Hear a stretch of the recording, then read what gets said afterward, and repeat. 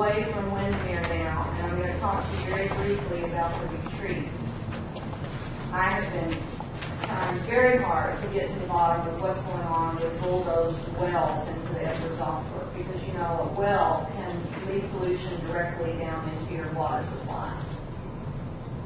We apparently do not have procedures in place in our city to plug wells before bulldozing occurs. Before any dirt is moved in a project, wells should be plugged first.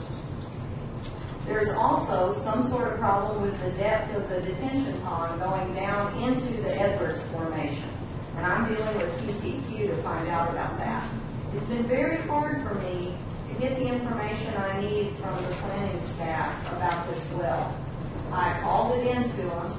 They told me they were taking care of it, but when I called back a couple of times after that to try to find out what happened, I couldn't get a straight answer. So I went to EAA.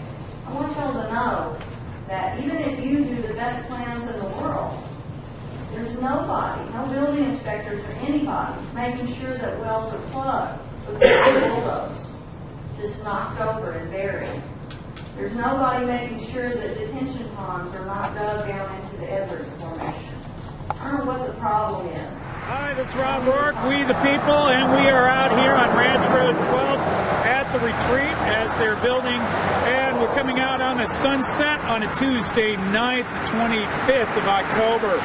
And we just heard down at the Planning and Zoning Commission about a well that was here on the property that was bulldozed over. And you would have thought, well, wait a minute, we know where the wells are at. This is, everyone was supposed to be on top of things, since this is right on top of the aquifer recharge. But evidently, somebody missed this one, so they bulldozed it over. Then they came back and said, whoops, well, I guess we need to plug it. Now they've got a problem because it's all, the pipe's all jammed up in there about 40 feet down, and they're not sure if they can plug it. So, one more thing having to do with water here at the development at the retreat. Side of the hill and the erosion. Hopefully they'll have some of this under control before we get the big rains, and who knows, maybe they'll be lucky and the drought will continue. And if not, it could be some major erosion going on. Be interesting to see.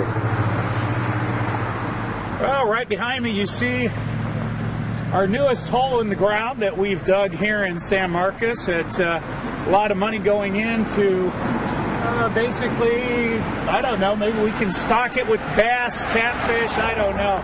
We'll see what the master plan may be for this area. But at one time this was supposed to be parkland, and we've talked about that when we've been out here previously. But we have now dug down, probably about 30, 40 feet.